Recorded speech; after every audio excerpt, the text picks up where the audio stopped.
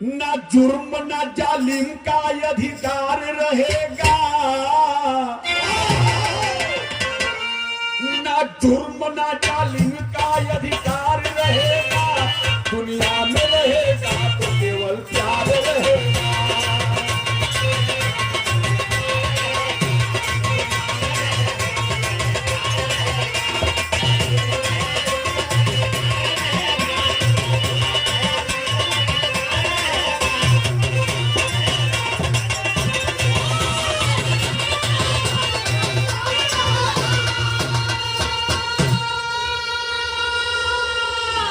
आज ये मऊ के धरती पर ऐसा कहानी सुनावे चलत है। देखा कितना गवैया हुआ, कोई उत्तर प्रदेश का कांड कहानी शुरू कर दी, कोई मध्य प्रदेश का, कोई पंजाब हरियाणा का, कोई दिल्ली बंबई कलकत्ता का शुरू कर देना भैया लोग। लेकिन आज आप लोगन के बीच में हम ये कहानी विदेश का गाँव चले थे। कौने देश का? सुनिए सुना रहा हूँ अरब की हादसा, अरे सुनिए सुना रहा हूँ अरब की हादसा। एक लौता बेटा मर गया दुखी है बादशाह, इतवार के आलम को मौलवी को बुलाकर अरे कहने लगा है बादशाह आखिर में चेता कर, कह जिंदा न हुआ लाल तो कह जाओगे सुनी, अरे जिंदा न हुआ लाल तो, जिंदा न हुआ लाल तो, अरे कुरान के पन्नों से खेली जाएगी होली।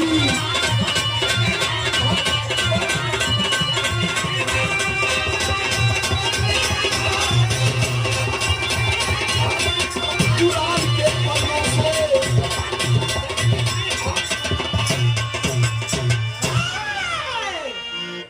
सऊदी अरब का आप लोग नाम सुनल, अरब देश का बादशाह, बहुत चर्चित बादशाह था अरब देश का। जवानी भर बच्ची बच्चा ना पैदा भइल, बड़ा मिन्नत मनले के बाद, दान दक्षिणा देने के बाद बुढ़ाई में अरब देश के बादशाह के दुल्हन के बेटवा जन्म लेहलस। बच्चा धीरे धीरे धीरे धीरे बढ़े लगल, ओकर उम्र 8 साल भयल भैया। एक दिन बेगम साहिबा अपने बच्चा के खिला पिला के बिस्तर पर सुतौलिन, और जब सवेरे बेगम साहिबा देखथिन तो बच्चा नहीं हो, बच्चा इस दुनिया को छोड़कर चल बसा। आंख उलट गई है, मुंह से गंजार दे देले, शरीर ठंडी पड़ गई है साथियों। जब बेगम साहिबा अपने मरे हुए लाल को देखी, आंखों में आंसू, मतलब तहलका पूरे अरब देश में किया। बादशाह के बुढ़ौती में थे बच्चा पैदा भयल, 8 साल की उम्र में बच्चा मर गया। बादशाह बेगम साहिबा अपने बेटवा के लाश पर गिर के रोवत हुवन भैया लोगन, छाती पीट के रोवत हुवन। मंत्री लोग कहे कि बादशाह, आवागमन संसार का नियम है, जो धरा पर आया है उसको जाना पड़ेगा, किसी को आज और किसी को हारमोनियम वाला चाहिए परसों। हाँ हो ओ न गईले पर तुहार कोनो फायदा ना हो। हाँ भैया यही ने कहा थे। ए भैया,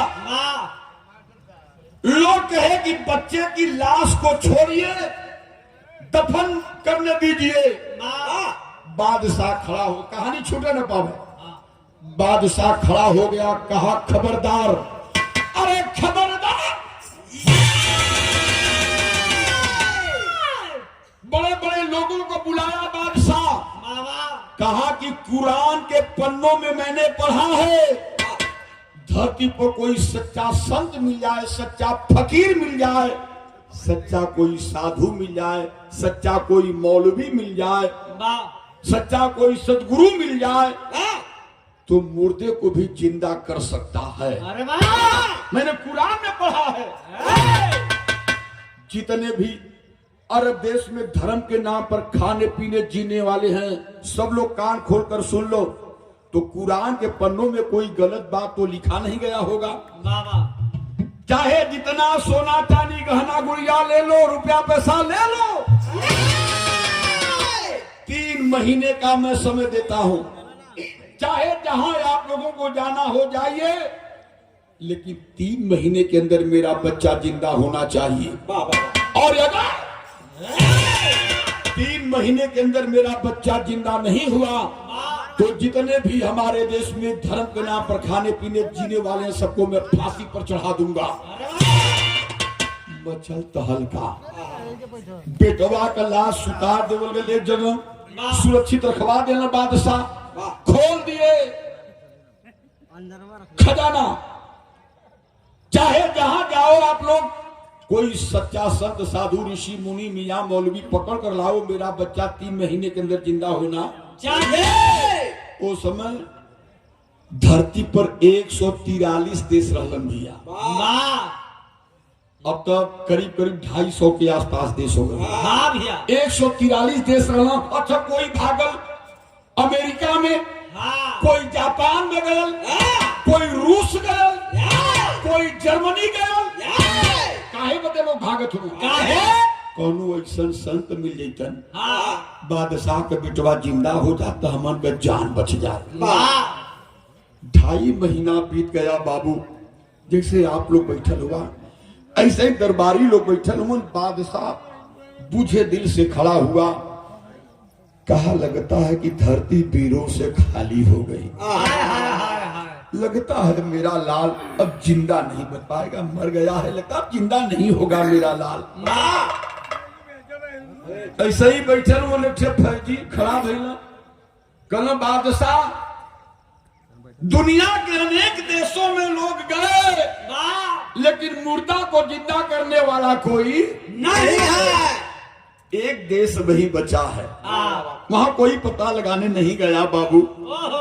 फौजी कहले से कौन देश बचल हो? आवा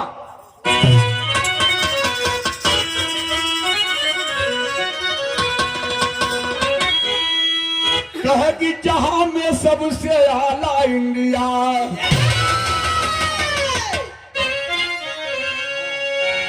ए भैया जहां में सबसे आला इंडिया, जहां पर गुरु दक्षिणा दिए कन्हैया लाला ये लाला ये।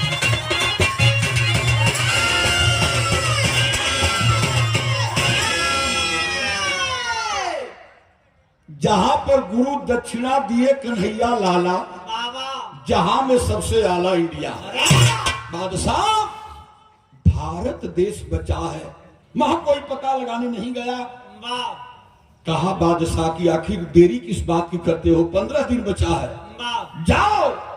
अच्छा, अरब देश को फौजी भारत में आ गए भैया। तो भारत में आयल था भैया अरब देश के मियां मौलवी, अरे आपस में सब करे विचार, अब हिंद देश को भेजना है, अब फौजी नाम रहा होना है।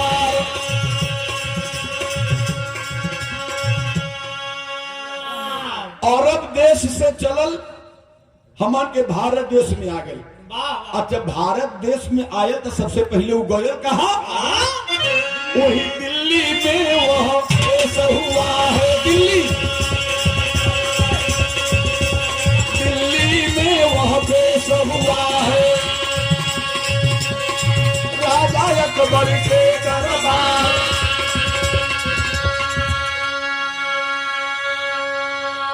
दिल्ली आयल, अब दिल्ली में उस समय बादशाह के रहल के मुगल साम्राज्य का बहुचर्चित बादशाह जिसका नाम अकबर बताया गया। अकबर का दरबार सजल हो, अरब देश को फौजी पहुंचल, हाथ जोड़ करके सर झुका करके खड़ा हो गया। बादशाह देखा, अकबर देखा, कहा कौन हो आप, कहां से आए हो, क्या नाम है, क्या चाहिए? अरब देश का फौजी कहने लगा, सरकार वाह मैं अरब देश से चलकर आया हूँ आपके भारत देश में, आपके भारत देश का हम लोगों ने बड़ा नाम सुना है, वाह कुछ मजबूरी है। बादशाह का क्या मजबूरी है? वाह फौजिया कलश की हमारे देश के बादशाह के पास एक बेटा उम्र 8 साल, वो मर गया। वाह बादशाह कसम खाया है 3 महीने के अंदर मेरा बेटा यदि जिंदा नहीं हुआ तो जितने भी अरब देश में धर्म के नाम पर खाने पीने जीने वाले सबको मैं फांसी पर चढ़ा दूंगा। बहुत देश में हम लोग गए पता लगाने, लेकिन कोई मुर्दे को जिंदा करने वाला नहीं मिला। आपके देश में आया हूँ, वाह यदि कोई ऐसा आदमी मिल जाए जो मुर्दे को जिंदा कर सकता हो वाह तो उसको हमारे साथ भेज दीजिए, वो बच्चा जिंदा हो जाएगा, हम लोगों की जान बच जाएगी। वाह इतना बात सुन के खखा के हंसत बादशाह अकबर कलश करे, फौजी जैसे तेरा बादशाह पागल वैसे तू भी पागल हो गए क्या? कहना मतलब अकबर कहा, अरे पागल आदमी जो मर गया वो कभी जिंदा होता है? नहीं नहीं नहीं, हमारे भारत देश में कोई मुर्दे को जिंदा करने वाला नहीं है। वापस जाओ। अब तो मन टूट गया फौजी के भैया, बोला हाँ चले बदे। अब तब ले कुर्सी पर बैठल हुआ वही दरबार में के बीरबल। बीरबल कहला, ए फौजी ए बाबू सुना। कहला का सरकार? बीरबल कहला कि वैसे भारत देश में मरल के जिंदा करे वाले तो बहुत हुई हैं, लेकिन जहां तक हमरे जानकारी का सवाल है, हम 3 लोगों के जानी ला जे मुर्दा के भी जिंदा कर देला। और फौजिया मन में सोचल गरे यार कहा हमन एक आदमी ढूंढत रही तो 3 जने के यह बतावत हो। पैर पकड़ ले फौजी कलेस के दुहाई सरकार का, उ तीनों जने का हम नाम पता बतावा जे मुर्दा के भी जिंदा करला। अच्छा फौजी के सामने बीरबल जी बतौलत तीनों आदमी का जिक्र कैलन। 3 आदमी के रहल बतावा चल बेचन भैया वाली तर्ज हो।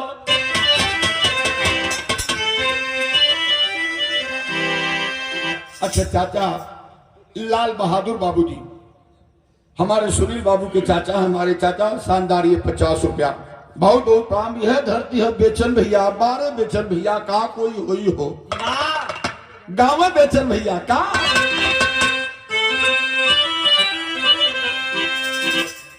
गाँव में की खाई गई लू केला वाला चल गई का वाह हम बैठल हुआ भैया गाँव में बेचन भैया।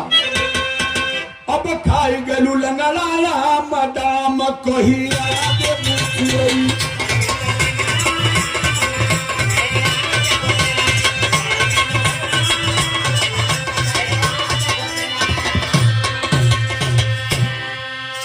अरे गोरिया तोरी चढ़ली जवनिया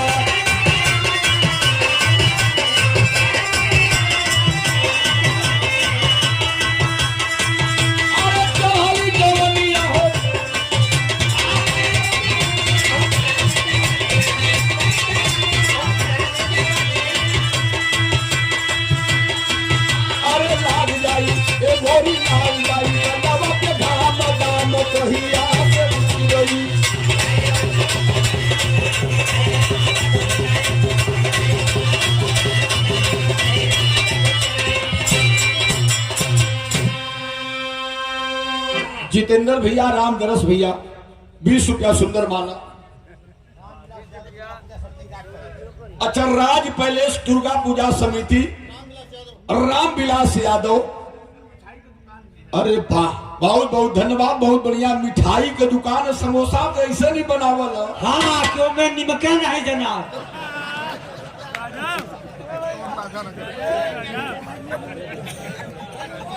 अच्छा मोहन बाबू सिपाही जी का बाबूजी हम आपकी ओर से ये 50 रुपया पुरस्कार मोहन बाबू के बहुत बहुत प्रणाम। बात है तो तर्ज बात, लेकिन बीरबल जी कहना वो अरब देश के फौजी से का? अरे मान ले बबतिया हमारा यार झूठा बउरैला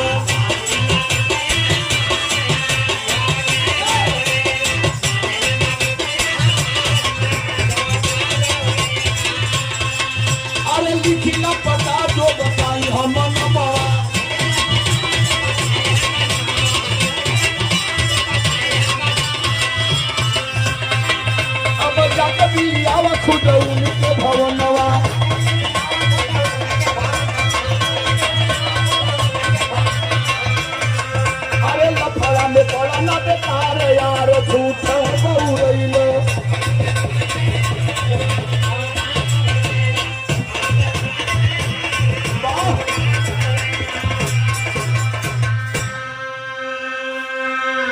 कल भैया वो तीनों जने का नाम बता देता हम उन लोगों के घर में चल जाओ। पहला नाम बीरबल जी पहला नाम बतौलन जे मुर्दा के भी जिंदा करत रह। पहला के हो अरे नाम सूरदास जे रहला वृंदावनवा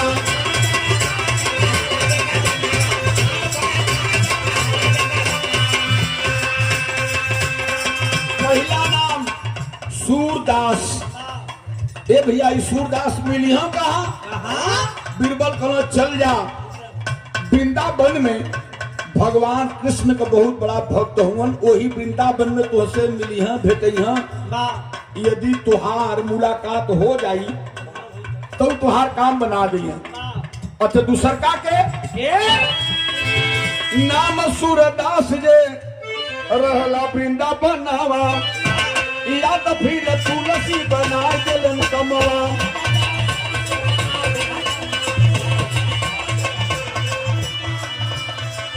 अरे कबीरा का सिकरंग तार यार झूठ बहुरैलो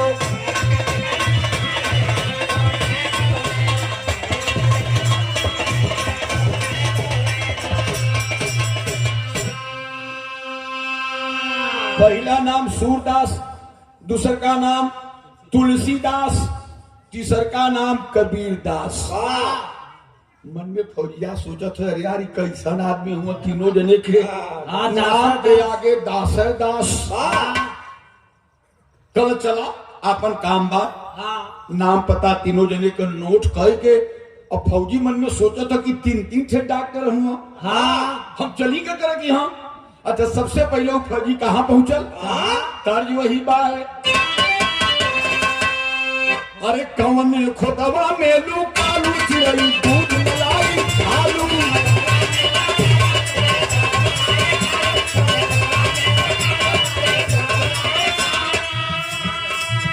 कौन खोदा में लू कालू गोरिया दूध मलाई खालू गई बाजार में। एक दिन कोई नहीं पूछी संसार में ए गोरी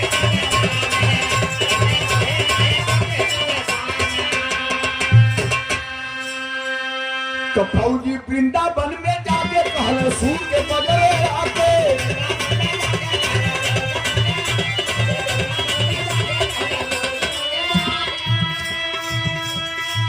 फौजी वृंदावन में जाके कहल सूर के बजरे आके देखा मन से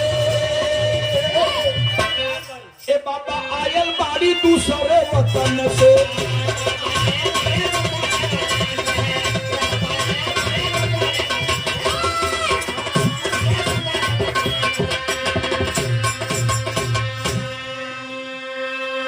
सामाजिक संघर्षों के मसीहा और सभासद हमारे बड़े भैया गोरखनाथ जी नेताजी ये वही नेताजी हैं जीना समाज के लिए मरना समाज के लिए और सामाजिक कार्यक्रम में जिनका हमेशा पांव आगे रहता है।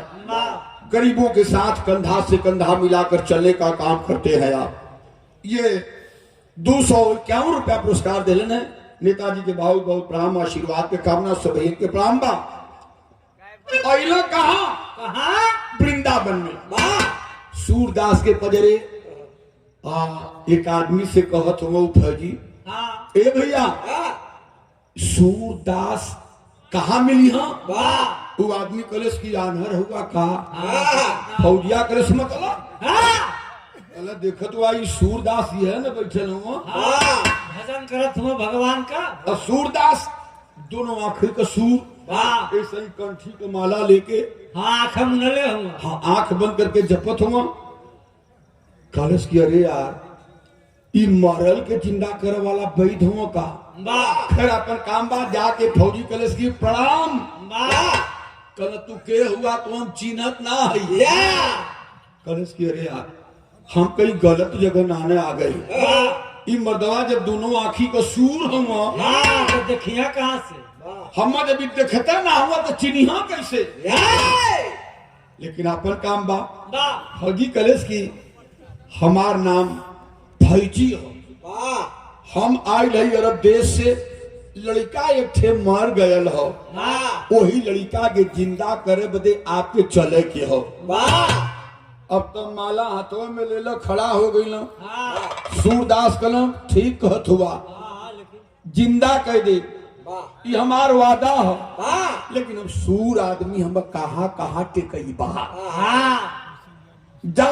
और देश ओ मरल लड़का का लाश लेके आवा, यही वृंदावन में हम जिंदा लेवे का गारंटी लेते। वो बच्चा के जिंदा कर दे, लेकिन लाश लेके यहाँ आई बा।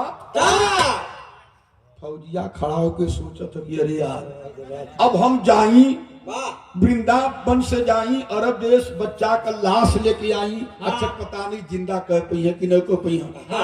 इतना बड़ा ही गुणी आदमी होता तो अपन अखिया न लगवा लेता। छोड़ा, अब आई 2 जने हो। फौजी वहां से निकल गए, कलश की जायदा पहला दान खाली हो गया, लेकिन हमें 2 जने बचल हुआ। अच्छा दूसर का जने की हम कहां पहुंचल, तर्ज बदल गई। कौन गीत था?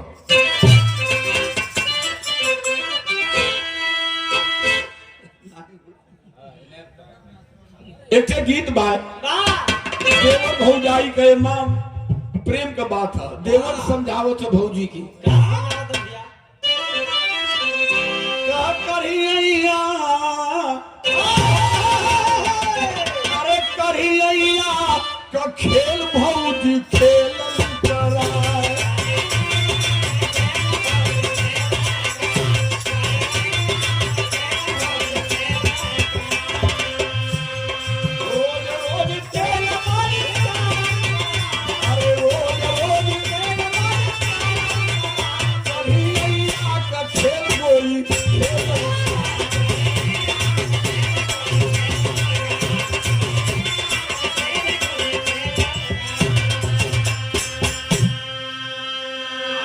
वृंदावन से निकलल और देश वाला आदमी कहाँ गया? अयोध्या में, जहाँ इस समय राम का चर्चा खूब जोरों पर है। अयोध्या में गल पूछलस के भैया तुलसीदास कहाँ मिली है? एक जने कलक दिखाइए आसन जमा के बैठल हुआ, कुछ लिखत हुआ। और जब तुलसीदास के फौजी मन देखलस तो मन में सोचा लगल कि अरे यार ई तुलसीदास हुआ कुल कपारे के बार छिलवा दिल हुआ। इतनी बड़ी एक बित्ता का चुंडी है, बिचवा में एंटीना के तरह खड़ी है। ठीक है, अरे मौज की चीज है।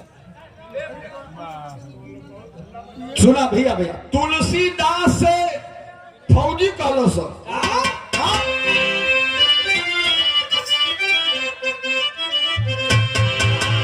कहे फौजी ए बाबा तू अरब चला।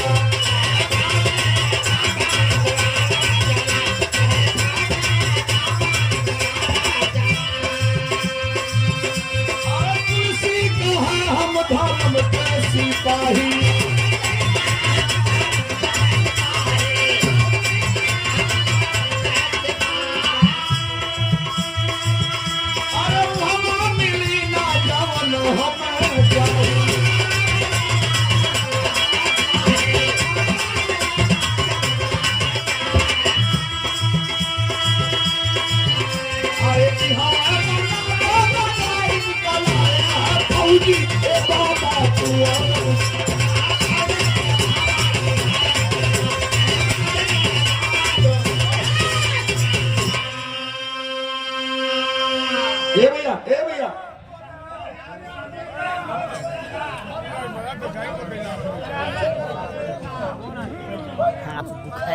सुना भाई, सबको मन तो हो गए भैया। ठीक ठीक है, ठीक कहा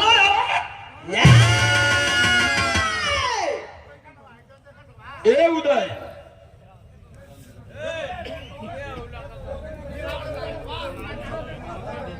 अरे भाई नाचे चाहत हो तो न नचाए दा का दिक्कत है? अरे पर बने थे पर नाच ली है, आदमी बैठल हुआ बिरहा सुनो तुम भैया हाँ देखा शांति का सहयोग करें और थोड़ा सा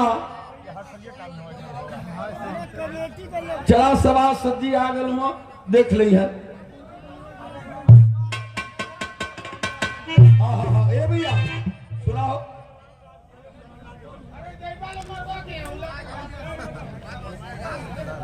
छोड़ा है आप लोग ध्यान दें इधर। तुलसीदास से अरब देश का फौजी कहा कि अरे महाराज अरब देश से आई है एक लड़का मरल हो सुनीला कि तू मरल के जिंदा करला चला वो लड़का के जिंदा कह के हमन के जान बचाला। तुलसीदास बिगड़ गए कलन की हम ब्राह्मण आदमी है अरब देश मुस्लिम देश हो हम अपन जनेऊ खंडित करावे बदे ना जा कलन रे भाई साधु संत ऋषि मुनि और विद्वान लोग वैद्य लोग रहे भैया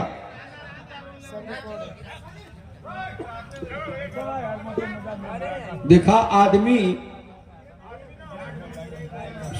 सोच थोड़ा सा ऊपर रखते हुए मौज के चीज हो बैठे दा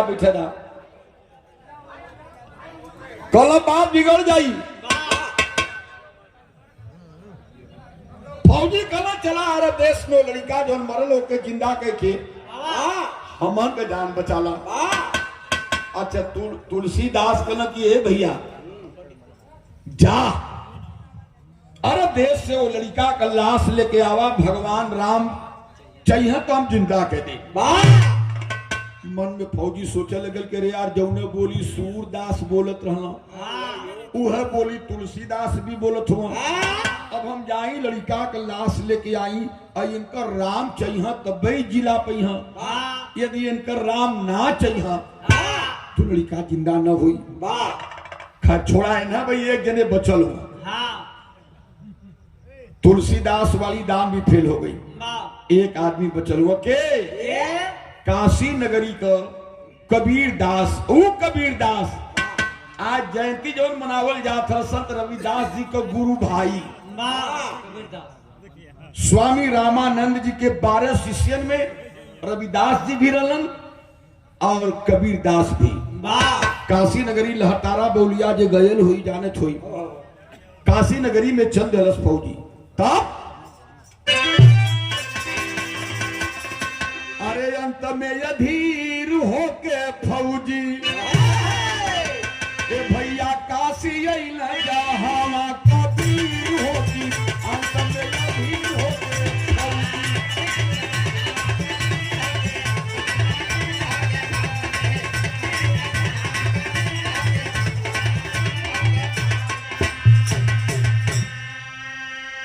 कहना कबीर जी से सारा दस तना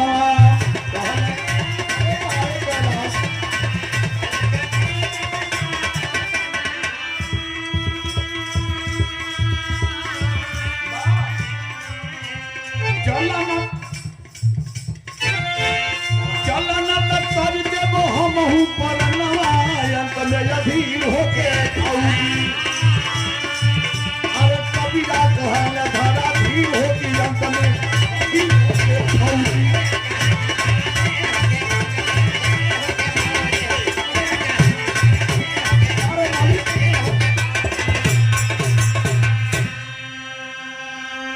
कबीर दास के दरवाजे पर पहुंच गया अरब देश का फौजी कहा कि रे सरकार आपका मैंने बड़ा नाम सुना है कल काम कहा तोहार फौजी करे इसकी बादशाह के ठे लड़का मरल है वही के जिंदा करे बदे तुहे चले के हो। कबीर दास आकाश तोरी ताके लगल बैठले हो चटाई बिछा के और एक गंजी पहले हुआ एक लुंगी पहले हुआ कपारे पर टोपी हो और एक से गमछा जमन हो कबीर दास ऐसे ही कंधे पर रख ले माला वाला पहले हुआ और पतील का दुबला पतला आदमी कबीर दास कहना भैया कैसे आवे के पड़ल, कहना लड़का मरल ओके जिंदा करे बदे चले के है। कहा कहना अरब देश। कबीर दास कहना कि हमरे की आवे के पहले कहीं आउर गला, कहला हाँ 2 जगह गईली, सूरदास और तुलसीदास की है। कबीर कहना कि वो दोनों जने का कहला, फौजिया कहले कि दोनों जने बच्चा का लाश अपने की हम मंगावत रहला। अच्छा आप सोचा हम लाश आने जाई, जो ही आओ में 15 दिन बीत जाई, हम विश्वास ना पड़ल। आप हुआ तो चल के हमन के जान बचाला, वो लड़का के जिंदा के देबा तो हमन के जान बच जाई। कबीर दास कहना तो चली का, कल हाँ चला। अच्छा जवान कपड़ा पहले हुआ कबीर दास देखा संत का संतई, उन्हें तेल साबुन ना लगावे के हो, बढ़िया बढ़िया टाइट कपड़ा धोती कुर्ता या कुछ पहरे के ना हो। संत महात्मा का जिंदगी ही अलग होला। कहना चल रही का, कहना चला। आगे आगे कबीर दास पीछे पीछे फौजी अरब देश का निकल के चलना हाँ। 10 कदम गईला तो मन में फौजिया सोचत है अरे यार कबीर दास रढ़ुआ आदमी हुआ का कि मेहरारू ना है का, अपने घरवा में भी ना गईला, कोई से राय भी ना लेना, और एक जोड़ी कपड़ा भी ना लेना, जवन लुंगी पहले हुआ जो गमछा ओढ़ले हुआ ऐसा ही चल रहा। मालूम पड़ता कि कहीं चट्टी चौराहे पे चाय पिया जात हुआ, कोनो जादू जड़ी बूटी भी ना लेना, चल देना। ऐसा तो ना कोनो गलत आदमी की हम पकड़ के लेके जाते दिल का बात समझ दिलन। कबीरदास कहना ए बाबू जड़ी बूटी ना दिलाई, हम बढ़िया बढ़िया कपड़ा लेता पहले तो कपड़ा लेता ना दिलाई, हम है ना चला। अच्छा कबीर दास के लेके फौजी पहुंचल हो अरब देश में, और अरब देश का क्या स्थिति हो का?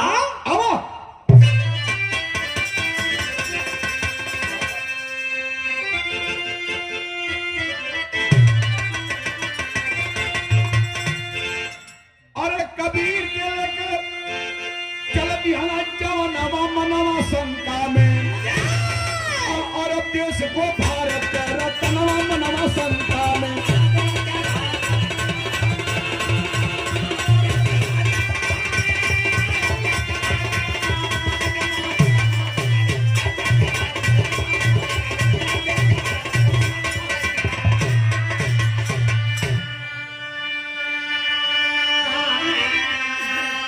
जैसे प्रांगण में इतना भैया लोग बैठल हुआ, कई हजार आदमी, किला हो, किला के ठीक सामने बड़ा सा मैदान, मैदान में मचल हो तहलका, लोग काना फूसी आपस में बतियावत हो, कह रहे यार फौजिया गलहर भारत में, अब भारत देश से वो लड़का के जिंदा करे बदे कोनो कबीर नाम का फकीर से आयल हो, नाम कबीर दास हो। तनी चला देखल जा कवन जादू चलाई, कवन मंत्र मारी, कहा बोली, तई देखल जा तमाशा की कैसे मरल लड़का जिंदा करल कबीर। हजारों की संख्या में लोग जुटल हुन, बेटवा का लाश ऐसे ही सिल्ली के तरह बीच मैदान में सुता देवल गए। बिरहा सुने वाले बाबू, और कबीर दास क्या कहला, वो लसिया के किनारे किनारे 5 चक्कर घूमला। अब 5 चक्कर घूमले के बाद